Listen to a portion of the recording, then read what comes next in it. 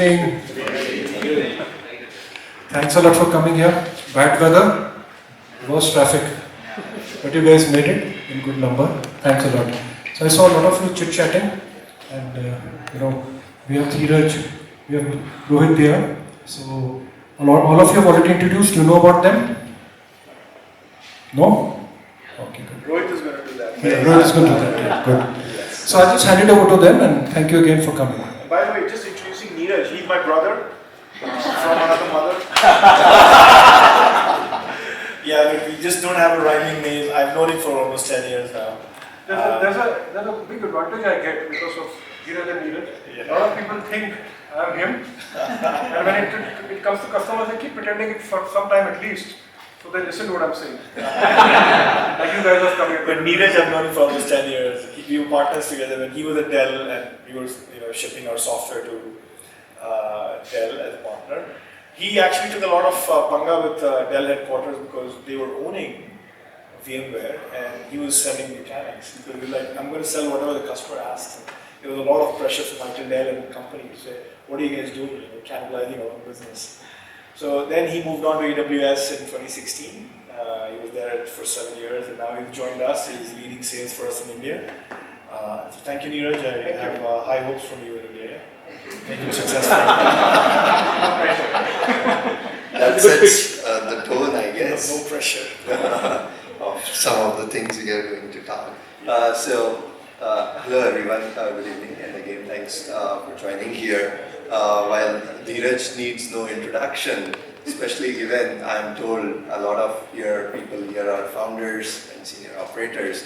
But talking about Dheeraj, so Dheeraj was co-founder and CEO of Nutanix. He took the company from founding stage to IPO, and he has been, I will say, an inspiration to many of us. And you took the company, if I remember Dheeraj correctly, to $1.6 billion in annual billings. And after that, he decided to restart, and he is doing DevRev. So this is what we know about Dheeraj, most of it. On a personal side, I have known Dheeraj for now more than 27 years. And he was a senior at IIT Kanpur, where both of us studied. And someone that I have seen, as he has been making progress as a senior earlier and later when he was doing his startup. And so along the lines, when he was hitting the bell, the IPO bell, it was a proud moment for all of us. And he's also a distinguished alumnus from IIT Kanpur. On a personal side, again, he was also an investor and advisor in my previous company, Arkin, where we learned a lot from him. So thank you, Rohit. You're being too kind. And it's probably 29 years, right? Because you joined in 94? 95, so almost 29 years. It makes us old. But when did we invest? I invested in Arkin. So 2013 is when we started. That is when you started in Arkin. Yeah, and so I know Rohit for that long, and again, we bumped into each other in 2004 at a golf driving range. Not that I really wanted to play golf or learn golf because it's pretty slow as a game, but you guys are probably doing it for a reason too, and my wife was doing it for a reason as well. She had a course to take in her college, but you guys had a reason too. So we wanted to at least get to a point, and I remember when we were taking classes, the coach said, "This is not a cricket bat." So that's something that I. And then, of course, in 2013, which is 10 years later, I invested, and you know how it is. We invested like around $50,000 or some such thing, and then we bid for this company in 2016. We lost the bid to VMware. But I had to really do this arm's length. I couldn't convince my board any other way because I was an investor as well, so there's only so much I could do to push this. But looks like you guys actually went with the other deal, and then you stayed there for 8 years. So 21, 5 more years. 5 more years. And then I think Rohit has also been one of those people who is expanding his scope beyond just tech. I think I was just so impressed for you to have started looking into environment and forestation and greener India and understanding what it means to care for the planet. You got introduced with 14 trees, and now you're doing a company in sustainability software, which is just phenomenal. I mean, he kind of makes me a little bit ashamed about what I'm doing with like all this CRM and business software. I'm like, man, how bad am I? No, so I mean, this brings me a point. So as we said, Dheeraj and I go a long way, and we have been meeting along the way. But something special about our interactions have been every time I have met him, it has been very, very energizing. One of the things that I have found distinguishing Dheeraj is his ability to sort of get into the next trajectory with the level of thinking that is there. I mean, from product to content, distribution, and thinking storage to cloud, SaaS, some of the very, very early things that he has done over there. And in this journey, you have always taken or against people, I mean the big boys sort of it. I mean at Nutanix, it was VMware that you, were against, and now at DevRev, it is the Salesforces and Atlassians of the world. So this is one thing that I have always found very, very intriguing about you, and we'd like to know, tell us more about the journey that you have done there, and what makes you say, this is the big fish, and this is what I'm going to go after. And once you get there, that becomes small, and then there is the next level of big and next level. So, talk about the mindset. I was talking to someone here who was at EMC back in 2011, and you said something about EMC. Can you repeat that again? You said something about our rivalry with EMC. Yeah, I was just talking about, because I was in EMC and working like I'm deploying the same things what Nutanix is going to do, and we have in our company where the Nutanix name and brand is kind of flourishing in the market, and thoughts are coming across why and how do we kind of pitch much better than you guys. So there was a time when there was a blog from you and you pitched in how and what EMC is lagging in. So you had a very great insights on what, being the richest company of that time, they have great products out there in the market, and they were a supermarket all around the world. Still, you figured out those gaps. I think that was wonderful. I think I was following your blog since then. So thank you so much, Andy. Thank you for coming in. But I think the point I wanted to bring out was that the big sort of incumbents out there, they are like really tall people, and they look down upon these startups. They're like, you don't deserve to exist. And most companies will actually flinch. They're like, oh, it looks like the big guys are on us, they're going to crush us. But what we don't realize is that there is an enemy within them, which is bigger than the sort of thing that's done outside. And they're constantly grappling with their own complexities within, many of which are like, ill-conceived acquisitions and all sorts of strategies about what does it mean to grow and to segment the whole thing, or we only sell this product at the top of the pyramid and this other product at the middle of the pyramid and this other product at the bottom of the pyramid. There's immense complexity in these large companies. And I always felt like, look, if we think that they are too big and there's an incumbency to go against, there's also a big enemy within them that they're grappling with. So they have a friend on the outside in the markets, but they have a big enemy within. And we have friends within our company because everybody obviously wants to work together. We have enemies on the outside. So there's enough puts and takes out there. I also felt that the market is a great leveler and it's very fair. The market is extremely fair. It's like really good politicians with no religion. They're like, look, we'll do what's right as opposed to just going after, dogmas and so on. The market has no dogmas. It will throw away, especially in the tech sector, it will throw away the moment it sees there's something better out there. So once you have that realization, we just constantly said, let's just be, the biggest friend should be the customer. No one else matters. And even the partners didn't matter early on because they're like, look, I'm not going to come and build you a brand and take you to, there'll be some who will, but most often they're the laggards in the late majority and partners as well. They're not going to take you anywhere and everywhere. So I think there's core belief that, your customer is your only friend, and then your employees are your only friend. somehow once you have that realization, you'll figure out a way to build great products, and it'll bring a lot of honesty into the way you test your product, the way you talk about your product, the way you position your product.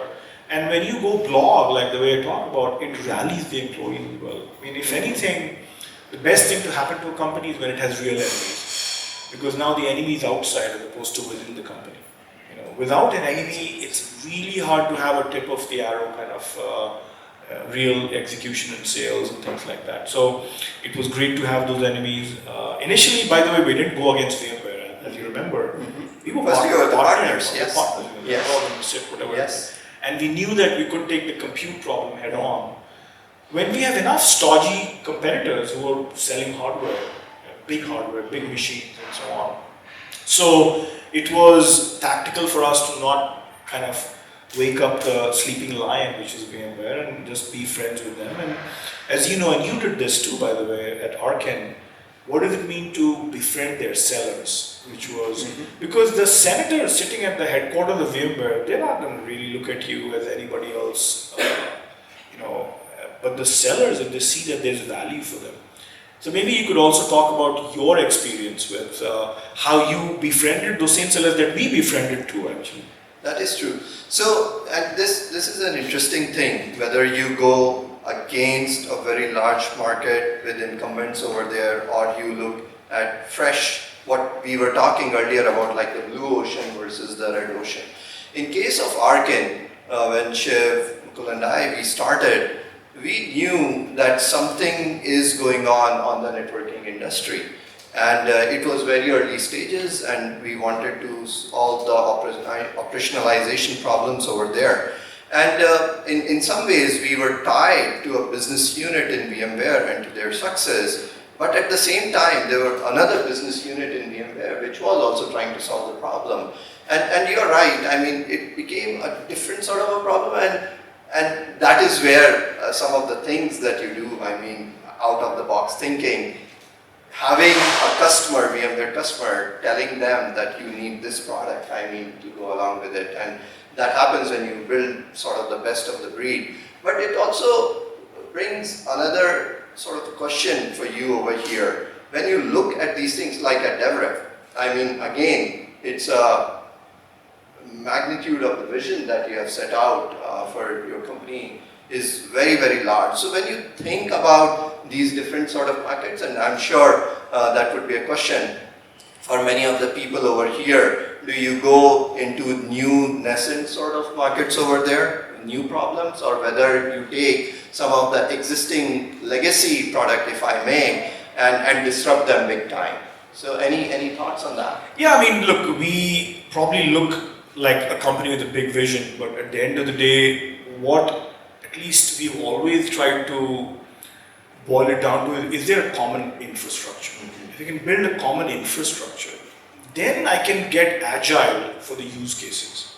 And salespeople will come and help define that, and PMs can actually go do a better job of defining those use cases. But how can you have a company with too many foundations? Like right now, Salesforce struggles with not having a common platform. Zendesk obviously it was only a one product company, but Freshworks struggles, all these companies, HubSpot struggles with not having a common platform. So one of the things, and this was equally true for Nutanix as well, because there are many ankle biters who are saying we also do virtual desktops, which is one of our use cases. But we said we're not a virtual desktop company. We are a next generation computing platform. And therefore we should think about virtual desktop as a use case. It pays the bills today. But it cannot continue to have us grow to what we want it to become. So some of the features that we were working on, like disaster recovery, nobody in virtual desktops wanted that. And there were enough SEs who said, why are we building this? Because we knew it was going to take 5, 7, 8 years to build disaster recovery. If we didn't start it back then, we'd never get into the big workloads of Oracle and SQL and all the other stuff. Very interesting. And another thing, I mean, if I can draw, the second journey, the Sprih, has been very different. As we were talking, I mean, what we are doing over there is, in some ways, we are fighting the spreadsheets. I mean, as we were talking, it's a different, maybe a business problem itself, and it is not necessarily an incumbent over there who is doing, but at the same time, you have to be cognizant on how the entire space evolves and develops. By the way, the spreadsheet is the incumbent. Yeah. It might not be Yeah. a company, it's a 35-year-old Yes. incumbent. And habits are so difficult to change. So if anything, all of us are in this business of figuring out a way to change habits. And I think you're trying to change habits as much as we. So when we look at incumbents like Salesforce, if anything, your incumbency is even bigger because it's spreadsheets. True. I mean, finally, I think it gets down to changing the status quo, and that is where sort of your challenge of bringing the best of the breed and doing things the best way comes up. So shifting a little bit, again, drawing on similar things of growing from strength to strength, as I said. As you were building Nutanix, I think it was 2008 or 9 when you started, right? 2009. 9 September. Yeah. And in that journey, I mean, taking it, from an idea and maybe a lot of restlessness, and getting to a point of making it one of the best of the breed that people, customers, employees, everyone was super proud of. Talk a little bit about that journey. I mean, how did that Dheeraj sort of evolve? Well, I don't know if I can do justice to the question because, let me just first be a little self-deprecating. I think in 2010, you remember the email that I sent you about when I was asking about the basics of virtualization? Yeah. Right? We didn't know how to spell virtualization. And here we are data people trying to provide a data platform for this new age of building computing, which is virtualization. So we had to learn it. If it was learned the hard way, we learned how to spell virtualization, we learned how to figure out virtual networking and how to even run vSphere. We'd never seen VMware before 2009 December. And in many ways, I think 2 years ago, GPT was like that. Like, wow, you know how to spell G, but what does GPT even mean? Was like that 2 years ago. So I think in the next 5 years, we'll run circles around any company that even talks about AI, but it's a journey of a lifetime in that sense. The first 5 years of virtualization was like that for us. We had to learn everything about virtualization and still be the best platform underneath it. And I had to learn it because if I had just delegated it, it would be that much harder. So for the folks about that reference, so when we were talking about this fireside chat and I was looking at my old emails, so an email from 2010 comes out when Dheeraj and I are chatting about some very hardcore kernel properties of VMXNet 3 and how to sort of get the performance, just optimize the heck out of it. And it was interesting to go back to those times, like we are talking ring buffers, socket sizes and all of it. And that has been one of the themes that we have been talking about, that whenever you are in this crafts in some way, we are craftsmen, you need to be best in the trade. And it was not just that, and later the storage part, the compute part, the SaaS, cloud, you had to nail all of this. And now, as you said, in AI, I was listening to one of your podcasts, and you are talking about the guts of the math in AI, right? And so talk a little bit more about this depth which is needed and how you are able to get that. Like I've also been, as you mentioned, we have been multiple discussions at times with Nutanix, and I've seen you sort of drive the team and the pride over there. So how do you bring that excellence and sometimes the team above your kind of spirit? Yeah, first of all, I think on tech itself, I feel like, and most of us who have founded companies here, we have to be visual thinkers.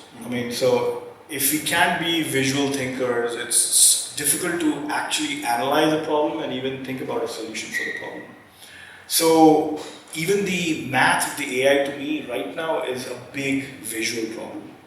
Taking it from NVIDIA's hardware to matrix operations, to CUDA, to PyTorch, to what happens on top of it, I'm just layering it in my head. I'm like, okay, eventually I should be able to explain to my 10-year-old as to why is NVIDIA so important for what you are doing in ChatGPT.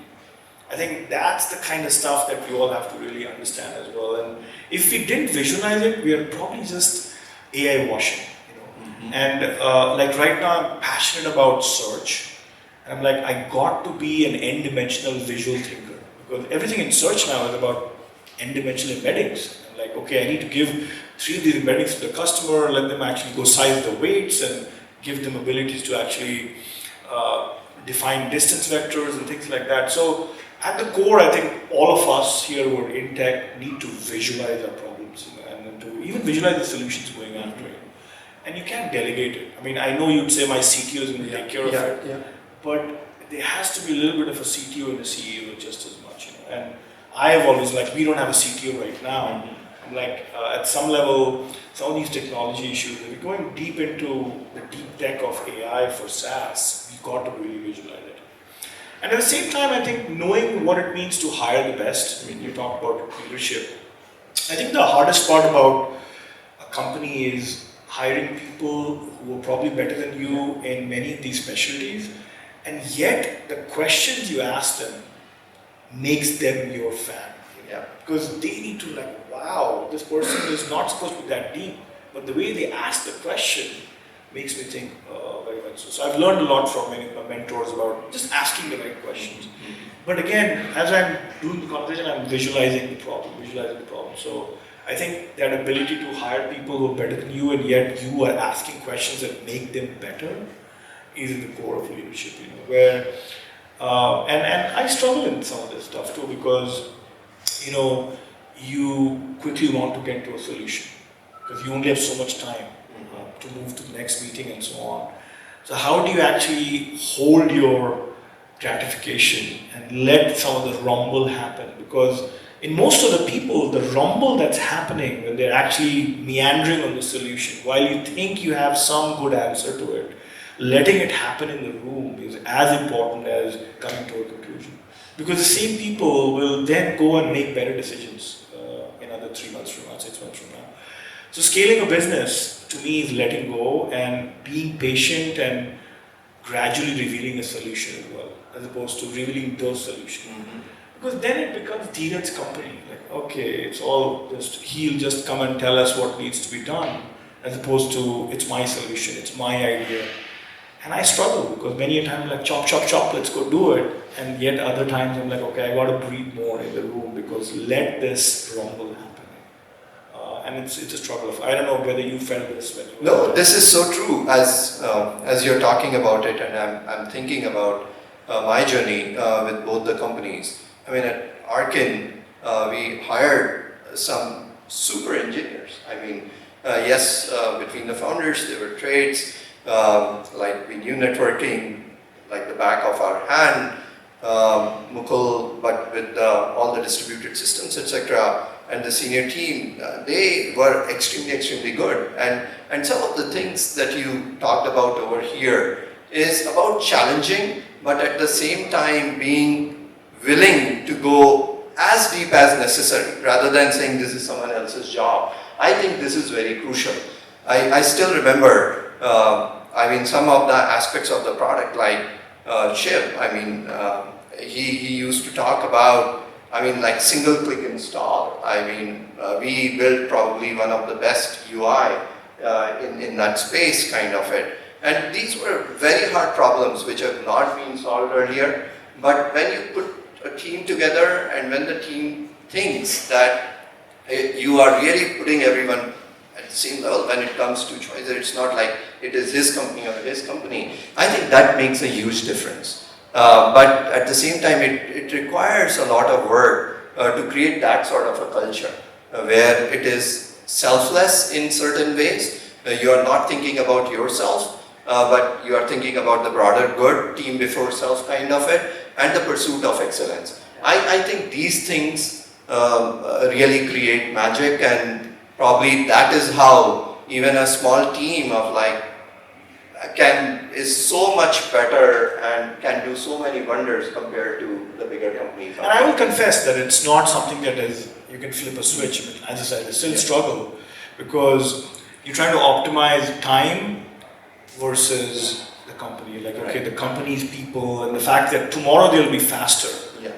If I get slow right now. Yeah. Because you can be fast right now and then without you, there'll never be a fast. And then eventually you run out of energy as well. So what does it mean to be slow? Let people make some, wrong, decisions. I mean, enablement, as we talk, like leadership, one of the bigger things about leadership is enabling the team. Yeah. And so that they can take, the decisions. And not all will be right, but as long as most of them are, and as you said, it builds much more capability for the future when the stages changes. And there's one more thing about leadership, since you talked about it. I think they're all looking for courage in the room. Yeah. Because they feel that it is sacrilege to take a big company head on. So they're looking for one person to say, tell me why this can be done. So history actually helps. You go back to history of tech, just in the last 40 years itself. People love history because then they go back to say, if it has been done, it can be done, as opposed to how can we do it? Like, well, let's forget about us. Let's think about how this thing was. In fact, I'm such a sucker for history. I go back and watch like a lot of Netflix documentaries. Like Alexander's came out like in the last 6 months. Ottoman Empire, rise of the Ottoman Empire. You look at the hustle that Sultan Mehmed had to bring, because Constantinople was impregnable. You could not get into that fort for 1,000 years. 1,000 years. The Eastern Romans were basically undefeatable. Here comes this guy. So if you watch the thing, it can be done. Now he had to do immense jugaad, and there was like, he found the crack, he found the Hungarian, who brought the biggest cannons, and all this stuff. But the visual imagery of how Constantinople was won is the kind of stuff that people want to hear about. You go look at Alexander's stuff you'll see why he chose Egypt first. That reminds me of EMC, like, no, let's go after Egypt first before we go after Persia. He could not touch Persia with a long pole because it was so powerful. But if he said, if I can take Egypt, I can go after Egypt had a lot of wealth as well. But these kind of stories actually also give you courage. There is something about these folks that one can pick up in our life. Because, we're all trying to be an Alexander. We're all trying to be, Ottoman, like Sultan Mehmed or something. So I think history is very helpful. There's so many stories. If you watch or read the book, Only the Paranoid Survive, it talks about Intel. It talks about how it was an untouchable in 1986. And it took them 4 years to redefine themselves, and Microsoft, nobody was giving them any value. Microsoft knocked the doors of every microprocessor company, saying, will you build me hardware for my software, will you build me software? And they're like, nah, go away, you're a toy. And Intel was also in the same, nobody was actually touching Intel. And the two untouchables came together, and the rest is history. So these kind of lessons are important for all the employees of a company as you go build a company. No, awesome, and again, very similar things you see again and again.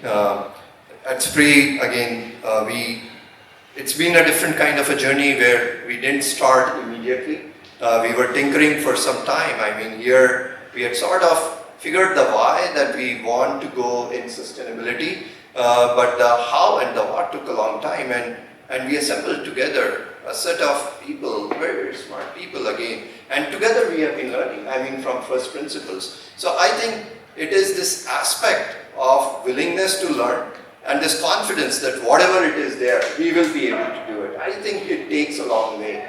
And then you rightly said, from outside things might look, oh, this is huge, but then again, it is some of the parts kind of it, and then you go on. And you and I also talked about this, like building a large company versus a small company. So, at some level, the amount of energy required to build a large company and to build a small company is exactly the same, right? So you might as well actually think about building a large one, and maybe you'll fall short and get somewhere.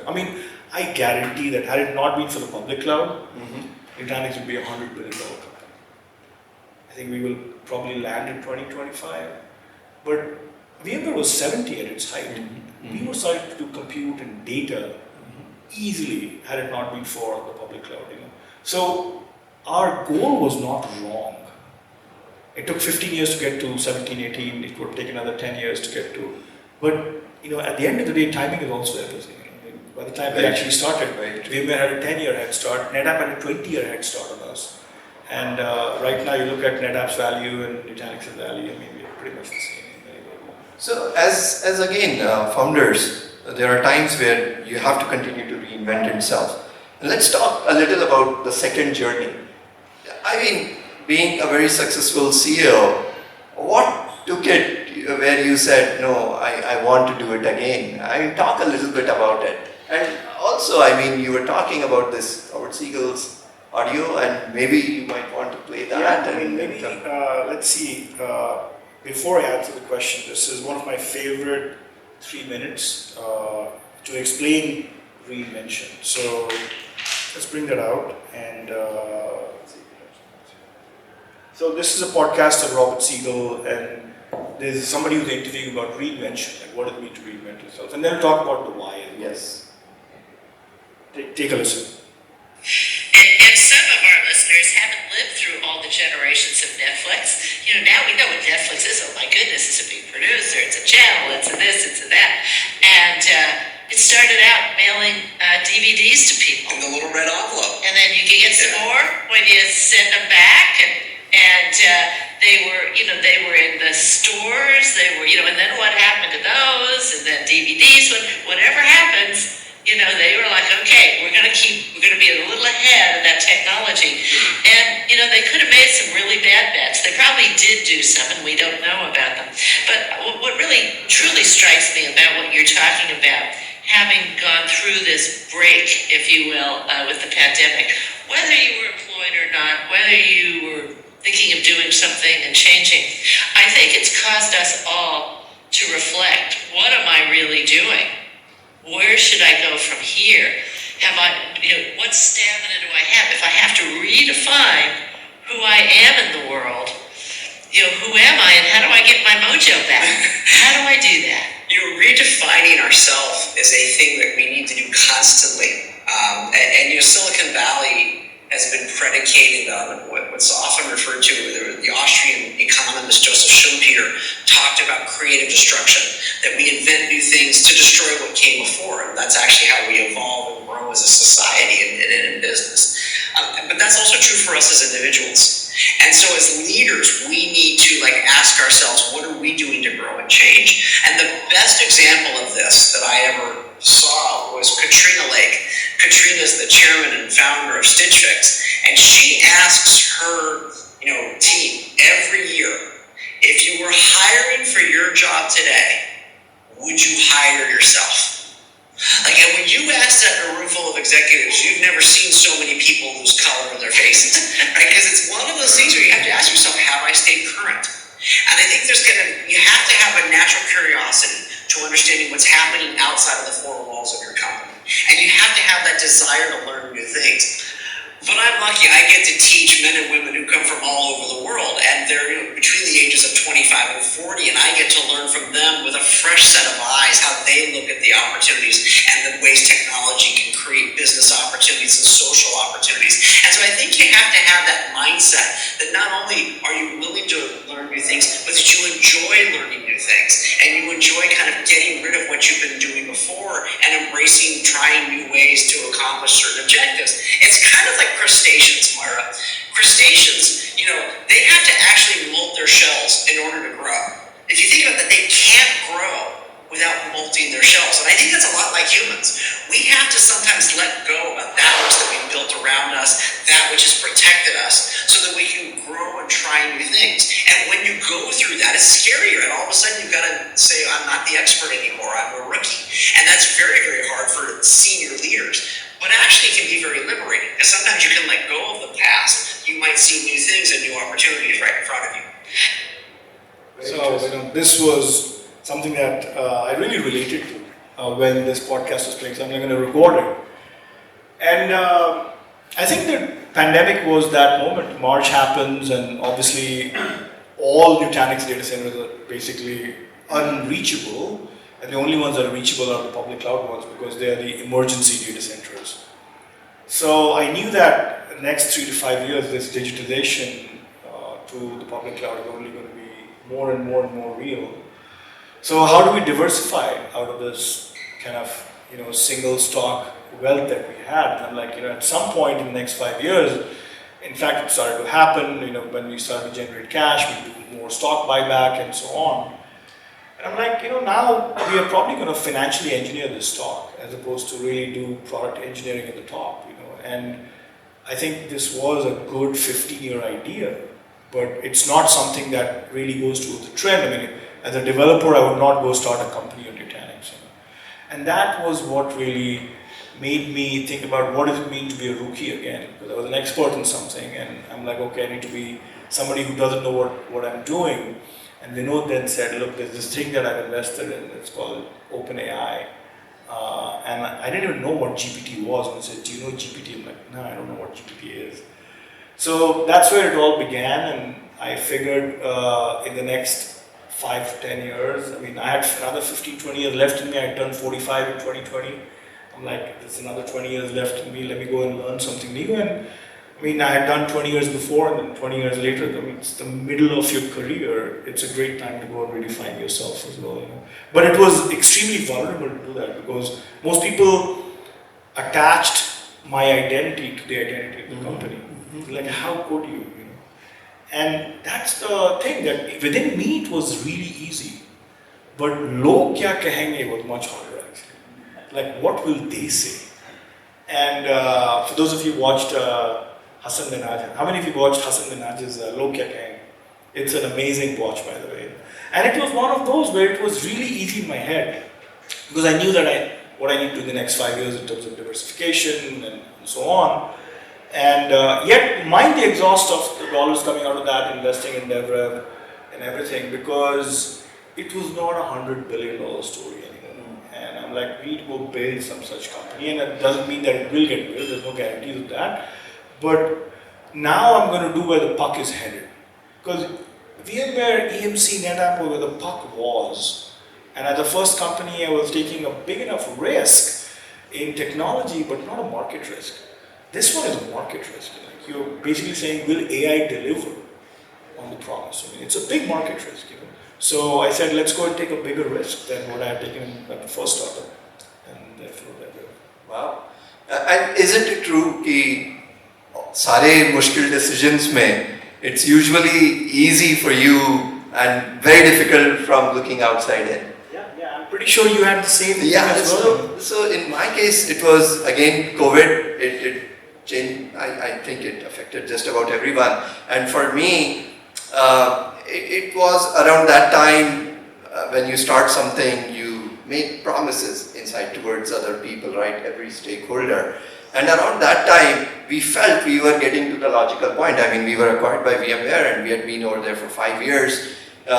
People who took bet on us, everyone was super happy, from employees to investors to people who decided buy. And it was at that time I started thinking, what is it that I want to do for next 10, 15 years? And in my case, I didn't start immediately. I took a sabbatical. And with no plans in mind. The goal was to spend maybe 2 years wiping the slate clean, learning new things, and then figure out where life takes you. And it was, like said in the podcast, very liberating in certain ways and very vulnerable in some ways. Like, one of the things was, I mean, how do you introduce yourself? I mean, I still remember at the dining table, my daughter joking to me, what should I write? What does my father do? Right? So those are the kind of things, and then you realize, I mean, you are not just the work that you are doing. And it allows you to think more around the why for you, right? Your life kind of it. And then for me, the second innings was serendipitous, I will say. Around this time, I got engaged in a non-profit 14 Trees that we talked about, started learning about sustainability, started becoming more aware of the world around us. And that is where I met my now co-founder Akash, and I will say his enthusiasm and infectious energy. We said, okay, let's go back. I mean, and you said he's 30. And he just turned 30. So tell us about the generation. Sorry, I'm like, no. And that is how he rubs it into me. So. Well, what's the generational yin yang between the two of you? So the way he tells at times is, you were getting into college when I was born, right? So that's how. But it is in some ways. I think finally it gets down to all of us trying to grow right? What is it that gives you the kick? What is it that you want to serve next? And that's how it started for us. And when you start becoming, like you said, where the puck is headed, in a lot of wrong ways, we are headed to climate disaster. I mean, climate science, as you look at it. And at the same time, it also is a very interesting time to see what we can do to get the curve back in the right direction. So it started with some of those things. How we started a lot of different things for us. At Arkin, we started with like very senior people. We knew exactly the why part of it and get onto it, like put the best team and move fast. And here, when we started, we said, let's try to tinker for a couple of years and then see what gets out of it. Is there any advantage of the engineer's mindset that you're trying to put towards sustainability? Because sometimes computing is obviously it's a very pervasive solution to a lot of our walks of life. In that walk of life, which is sustainability, is there a competitive advantage of being a computer science guy?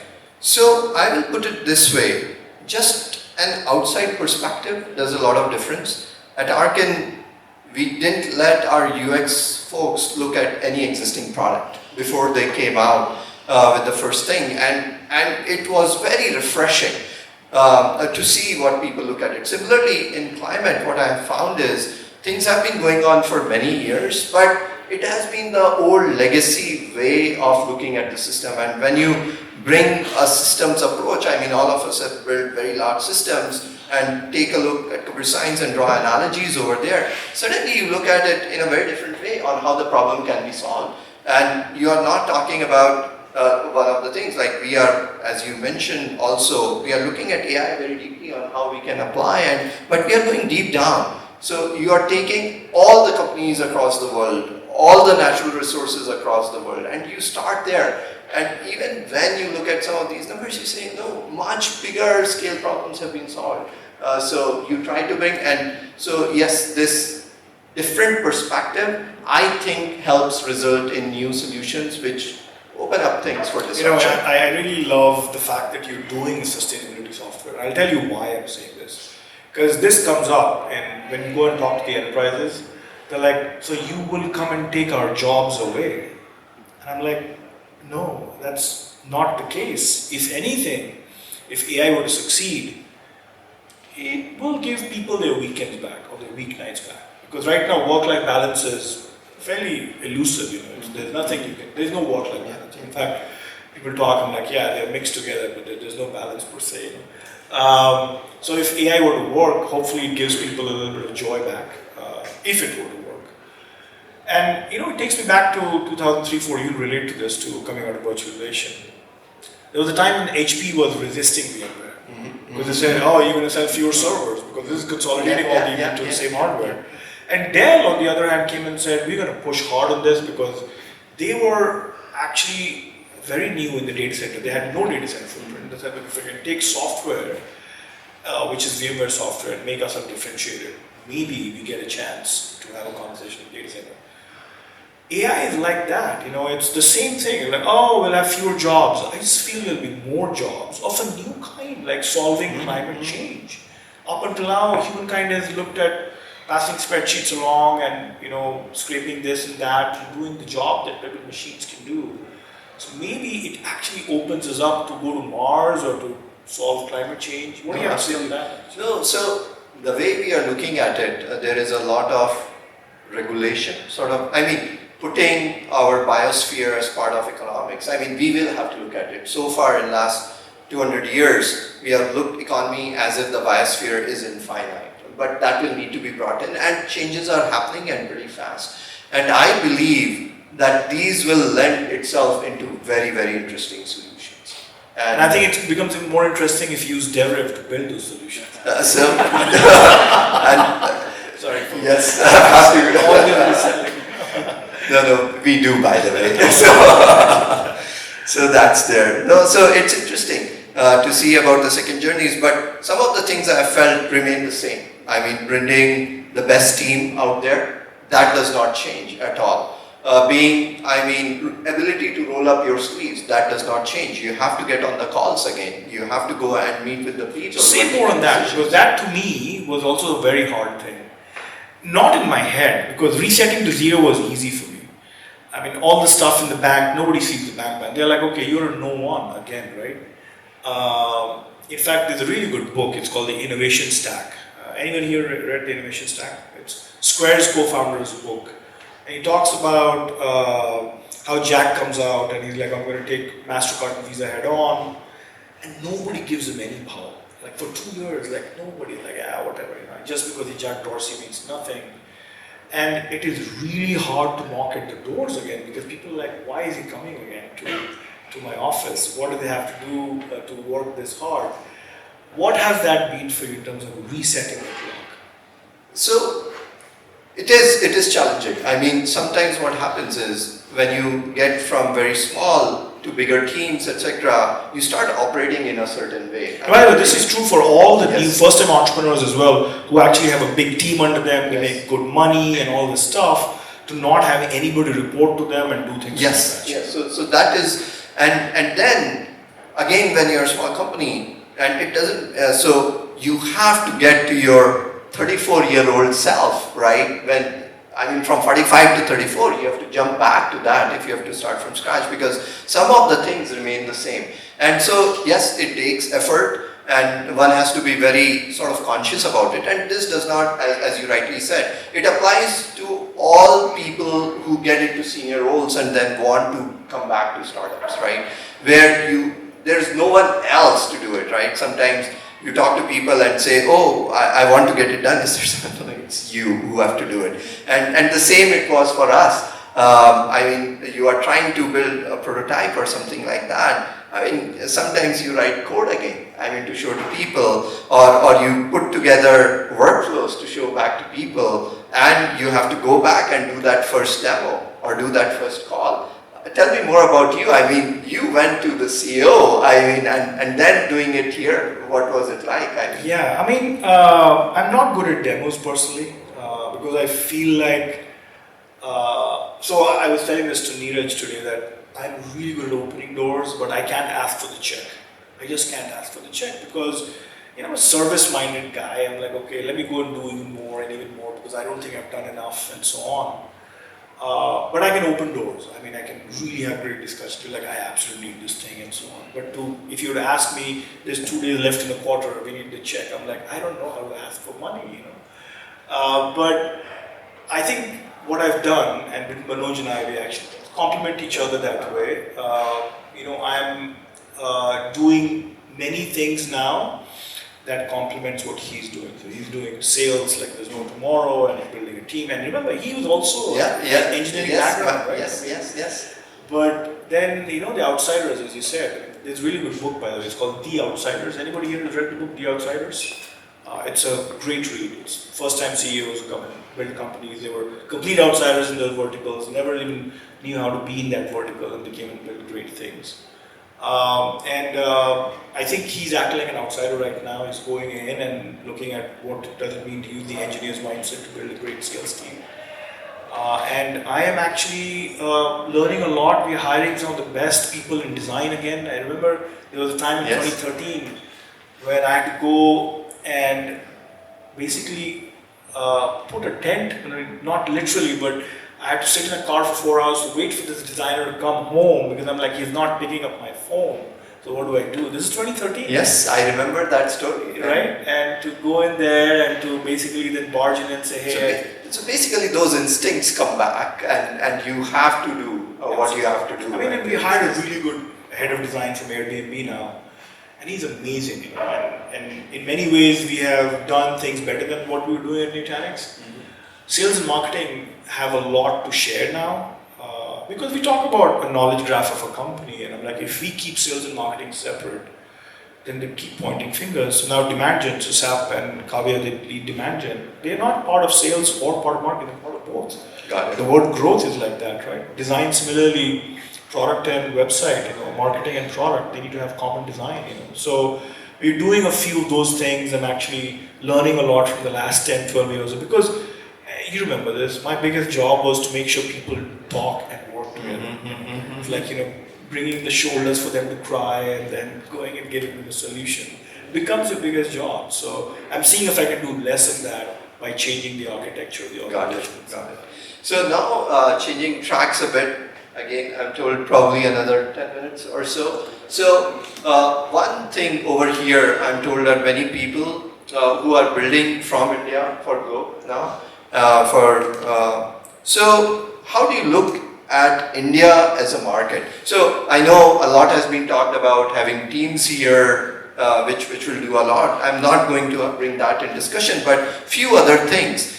India as an enterprise SaaS market, like how do you guys look at it at DevRev? Yeah, it's a great question, and I come here 3-4 times a year. And very good companies, they have made India 3 to 4% of their worldwide business. Like at Nutanix, at 4% of the business, and Salesforce is 3.5% of the business. Cisco is 3% of the worldwide business in India.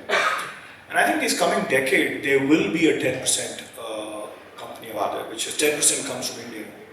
And we are trying to be one of those companies to say, look, and timing is everything. I mean, if you go back to 2007, why did Motorola and Nokia, why did they not do what Apple did or Android did?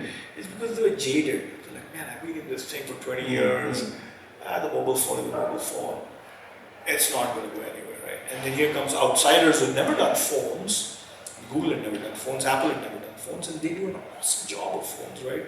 So for those of you who've been jaded by India in the last 20 years, don't miss out the next 10, because it is the decade of India. And more so because China is stalling. So forget about how screwed up we are and how bad our roads are and all that stuff. Is because China stalls, India gains. It's just as simple as that. It is like what we hear from Nutanix reps. VMware stalls, Nutanix gains. And it's happening because the PE acquisition, the Broadcom, no difference at all. In fact, size-wise, VMware to Nutanix is very similar to China to India right now. So the next 10 years is absolutely the right time for us to build a 10% at least out of that. And look, I mean, we're doing multi-million-dollar deals that would be inconceivable even 3, 4, 5 years ago. Wow. It took us 7 years to sell to HDFC. Now we're doing a lot of that kind of stuff now. Large banks. I mean, we feel like with BFSIs, digital natives, who have a lot of efficiency gains to be had with a new way of doing business, because the dollars are dried up in digital natives. They need to get more efficient. And lastly, the global captive centers. The GCCs are another place where they're going to start from scratch and they need a lot of efficiency. So I feel like India is a great place to really do business in, and we're covering the entire gamut of going with the big four to BCG down to our own technology and AWS and Anthropic, and you can bring a lot of good partners into this as well. This is very interesting because still a lot of founders and discussions this happen. If you want to go global, then don't even bother about India. I mean, this sometimes still comes up. So you feel that's not. You'll miss out on things like that. Just on math alone, I mean, think about it. So US is 50% of a good company, 50% is US. The other half is the rest of the world, right? So if US, let's say in the next 10 years is a $28 trillion economy, and India is a $10 trillion economy in the next 10 years, then by and large, we should have at least a third of that. So 50 divided by 3 is 17. I'm like, take a shave off for GDP per capita. 10% is actually a great number to shoot for. And that's still 3 times bigger than Salesforce's number today. Wow. So I'm like, why don't I shoot for a 10% here? And learn a lot, because we have a PLG-ready product, freemium startups. There's so much goodness that they bring a lot. They won't give you revenue.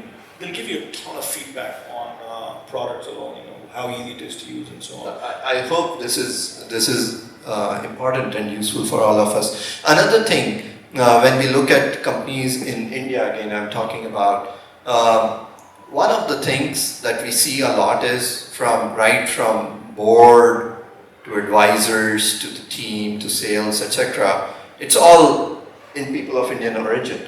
And there are these aspirations of going global.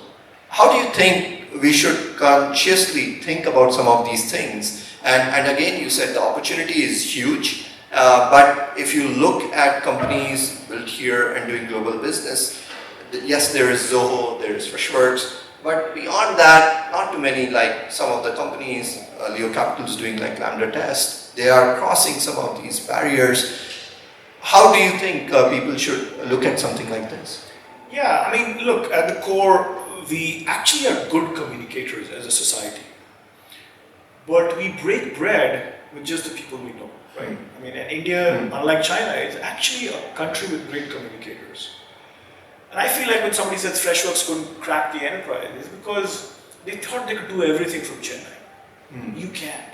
You have to speak the language, the culture, the game, the sport, the news. I mean, if anything, the one thing that I missed not doing when I was young is learn German and Japanese. Because then if I'd gone and related to those Japanese, Germans in their own language at the dinner table, I would have done a whole lot more business.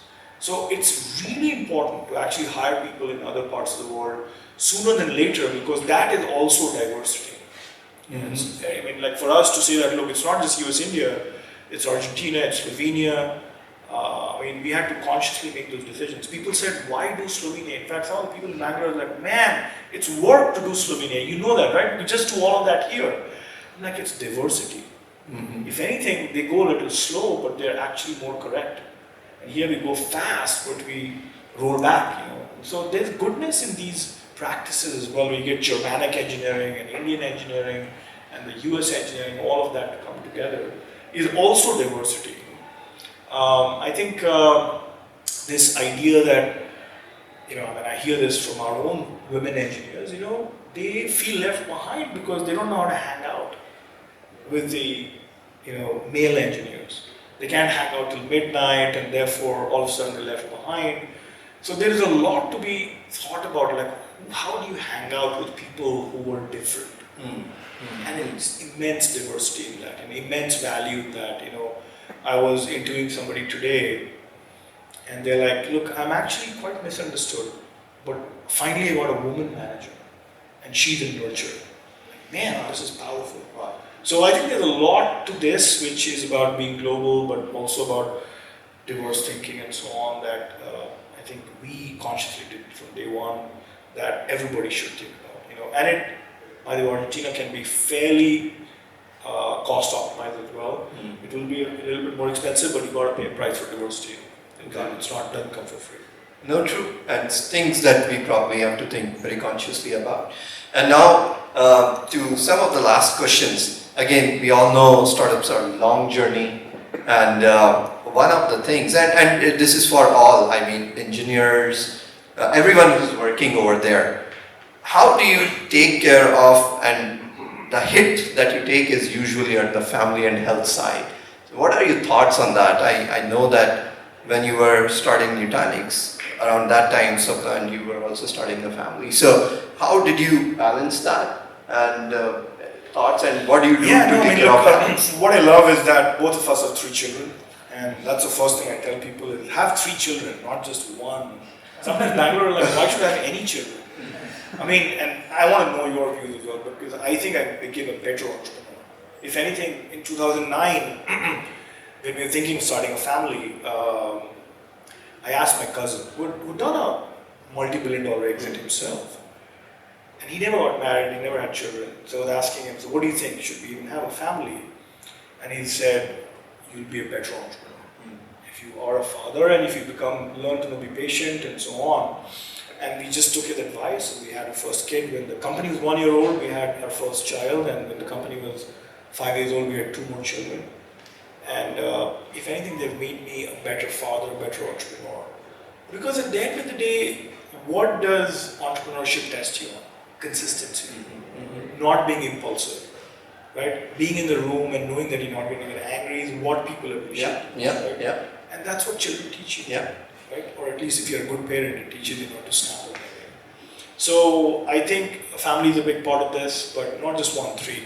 And I'll tell you a reason. I think in 2013 we were like, okay, so I turned 38 and she was 36, my wife was 36, and we'll actually have a second. And people told us that, look, don't be selfish, because they'll be alone when you're gone. Yeah. Right? And therefore, so I don't know your views on that. No, similar. I mean, So for us, it was interesting. We had kids early, and while I was doing the previous startup before Arcane, that is when the kids were born. That was Blue Lane, right? Blue Lane, yes. I remember. Yes. And some of the training happened over there before starting Arcane, at least on the family side. Like Shruti, she knew what we were together getting into. And so when I was doing Arcane at that time, I mean, the time just zipped. I mean, I was flying all the time, but I think she did a lot of very interesting things, like bringing kids to office so that we get time. And we had a lot of people with families, I mean, at Arcane, and we used to do that. And when I used to travel back, there used to be this box that I would bring to kids, right? So I think there was a lot of support that I could not have done without. And together as kids, as you rightly said, you see them and the way they test your patience. A lot of times, I mean, this time when we were doing again, and I have some founders who are much younger to me, the analogy that I give is you are becoming parents again. I mean, that's why it said it's your baby, right? So this is something which comes with you over there, and I felt in both the companies, this is one of the biggest roles that you do, because you are putting everyone else before yourself. That is what you would do with your parents. So yes, there's a lot of truth to it. And also talking about the family support, I felt by putting some of the things in place, like having dinner whenever possible together, kind of, it's small things, and same with your employees, etc., also go a very, very long way. Having in our case, another thing that helped a lot from family perspective was the wives of all the founders were also very good friends, like Shiv's wife and Mukund's wife, and they had a very high bandwidth channel there. So while they would not know the specifics, they would know whether the highs or lows are going on. So that becomes sort of a great support. And you know, one thing about the US that I really appreciated, and this is something that we probably should at some point also embrace in India, it's the 50% rule. Half is hers, right? And this is basically California law. Half is hers. Yeah. And I couldn't have done Nutanix or DevRev without her. Yeah. If anything, people ask me, does she work? I'm like, yes, she works full time. Yes. Harder than you. Yeah, harder than me, and more patience. Yes. And in fact, it's harder than many things that we do. Yes. But it's this grace that California laws teach you, half is hers, that I think we need to grade everywhere. You just create this thing that, look, man. And by the way, that makes me a little bit less guilty. Like, fine, half is hers, anyway, I can travel and I can do all that. The people who suffer, the children, and but even there, I feel, and people ask me this in Bangalore too, like, how do you create adversity for them? Because we went through different kind of adversity in the 80s, 90s, and so on, as a socialist country than many parents and children right now. And I feel like between sports and seeing what hard work means, they probably will know what this thing. Because sports, they lose, they win, they sweat, they're like... That's interesting, right? So we are really using sports as a big way. So all three of them in basketball. And I mean, my son is doing 20 hours a week of practice. He feels like he wants to be the first Indian NFL. I'm like, yeah, as long as height actually is with you. He's taller than me now. He's only 13. So we'll see where he goes. Okay. And what about the health part? I mean, how do you see that? I know until 40 you can do whatever you want, kind of it. But as a founder, entrepreneur, you need to create the longevity. And in order to do your optimal, you really have to take care of that. So what's you? I can't. In fact, if anything, I'm fitter than I was when I started Nutanix, actually. If anything, last 5 years I've been fitter than ever before. And I've started now, because we kind of do philanthropy in biology and computing, so I've started to really go back to what's the science behind this. And the science of biochemistry is just powerful. Like, dopamine, endorphins, serotonin, oxytocin, what they can do with you, and the way I'm really trying to get that out in my body through yoga and breathing. And I mean, yoga really makes you strong, and I should do more than I do right now, but every time I do yoga, I'm like so happy. I mean, I have so much tension at work, and I come home, like, what do I do right now? Just do yoga. And it's been a brilliant thing for me. It's an amazing thing. And if anything, one thing I've learned in the last 10 years is What about breathing? What about sleeping? What about smiling? So, and I tell this to all our employees, we have to breathe more in our meetings, we have to sleep more, and we have to smile more.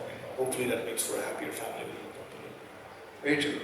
Great. So this brings me to the last thing. You touched upon the philanthropy part, and again another aspect of it where I find it really inspiring on how you started the foundation. So talk a little bit more. I mean, why give, and what's in a learning perspective or otherwise? Yeah, talk and I know that we also have a video to play. Yes.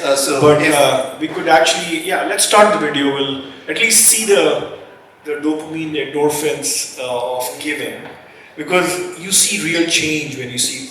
So this is the backdrop. Here is there's a woman who has inherited $1 billion. She didn't know that she had $1 billion. I don't know how many of you have heard this story, seen the story. So her husband, who passed away this last year, he bought like $10,000 worth of Berkshire Hathaway stock in 1981, and in 2022 it was worth $1 billion. That's what a company should be like, by the way. $10,000, $1 billion. She didn't know that. She comes to know that she had all this money, and this is what she does. This is the moment students at a New York medical school found out their tuition had been paid for. Dr. Ruth Gottesman donated $1 billion to the Albert Einstein College of Medicine, one of the largest amounts ever given to a US school. I'm happy to share with you that starting in August this year, the Albert Einstein College of Medicine will be tuition-free.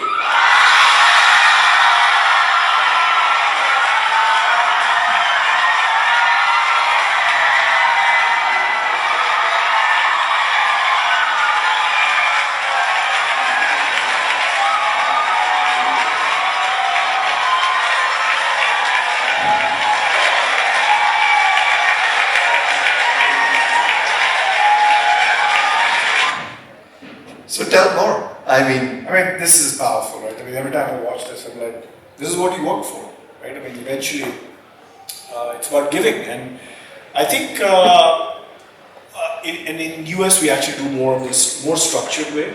The first giving is to your children, right? You have to really plan, because otherwise, if you pass away before you've given, the US will say 50% of mine.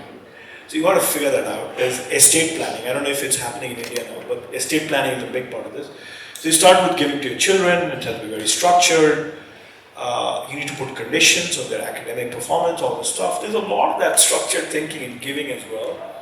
And then the second giving is, I feel, and I said this to a lot of entrepreneurs in the US, if you feel you can do better with your tax dollars than the government, give. Because that's what you're doing. You're saying, I'm a better capital allocator than the US government. So it saves you a lot of taxes. But it's not your money, because you've given it away. Now you can go direct it to whatever you want. So I feel I'm a better capital allocator than the government. Otherwise it just goes a little. So what are you giving to? You said you're working with some schools in US and ISC here in Bangalore. So look, in the last 3 years we've given away $20 million. Between UT Austin, Stanford, IISc, and then there's a whole long list of schools. So the core of it is, can we get biologists and computer science people to work together? Because biology and computing is the last frontier that needs to be captured. There's machines and there's people and their lives, and can we really solve life science problems using computers? And you realize how disadvantaged the biochemists and biologists are, because they don't know even the ABC of programming, forget about AI. So there's a lot to do to bring people together, to converge them, and I feel like it's great to be a fly on the wall, because when you bring these AI folks close to the data that medical schools have, because medical schools have a ton of data, but they don't know how to really share it. So sometimes there's even regulatory issues that we need to go resolve for as well. So in UT Austin, we brought Dell Medical School, MD Anderson, Cancer Research, and UT Austin Computer Science Department together for the first time, and saying, can you guys please share all this stuff? Because some of the problems could be easy if the computer science folks know it, provided you teach them the context of everything. And there's a lot of physics and chemistry and biology that is easy for these guys to understand. So it's bringing people together. Otherwise, universities have built a lot of buildings. They're extremely siloed.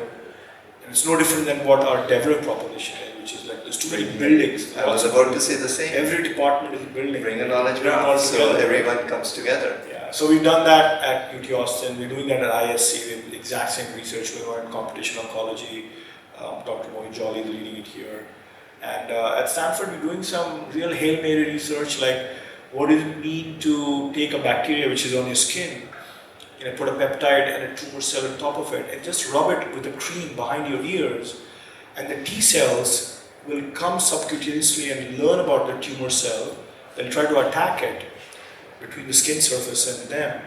They learn what it means to attack them, and then they go find the real tumor, and they attack and kill the tumor. And like, if this works, imagine what happens to humanity. So it's not just checks. I see you bring a lot of curiosity, It's incredible. a lot of time And to some of these efforts. It's so visual, it's incredible. So, I mean, I couldn't have done a company in that because I was just too much of an outsider, but to actually do these things, when you know that giving it to Uncle Sam is one way and just keeping it and giving it to these places is way more focused way. I mean, that's the beautiful philanthropy. Beautiful. So if you folks are getting tax benefits out of this, I know it's very tactical, take that money and give it to people that you feel deserve it. It's beautiful. So no, this was wonderful, Dheeraj. Really appreciate all the insights, talking more about your journey over here. And I really appreciate everyone's patience coming here. I hope it was meaningful for everyone. So before we call it a close, there's one little thing for you. Just 1 second. Is that a heart or something? So this is a card for you, Dheeraj. So there's a tree that has been planted in your name, and it is only for distinguished alums of IIT Kanpur. Wow. So it's a big pressure. Thank So- you. I need to really visit this place now, and it says 14 Trees Foundation. We talked a little bit about it. Yes. Is there anything that the folks here could know more about? So again, thanks. So 14 Trees is again non-profit and effort to look at the problem of sustainability, climate, and everything from first principles basis. It started by Dr. Praveen Bhagwat, again an IIT Kanpur alum, and it's a phenomenal job. I mean, the perseverance and the conviction that I've seen over there is just mind-blowing. What he has been doing for 10 years, and this is one of those things that when you decide that you want to bring a big change, I mean, you go do it. It's like startup in some ways, that if you come with me or if you write a check, then I'll do it. I mean, you'll do it, and then you ask, do you want to come along or not? And it is this effort which has been going there. It's also a big social experiment, working with close to 100 villages out there, a lot of tribal population, and sort of creating this connect between humans and nature again, because we have one earth, and we talked about giving and legacy and things like that. I mean, one of the things, at least we want to live for our children, is a livable earth. Right? Thank you for saying that. If anything, the more greenery I see in Bangalore, the more cleaner it looks, by the way. So if for nothing, you just plant more trees for cleanliness. Thank you again, and thank you.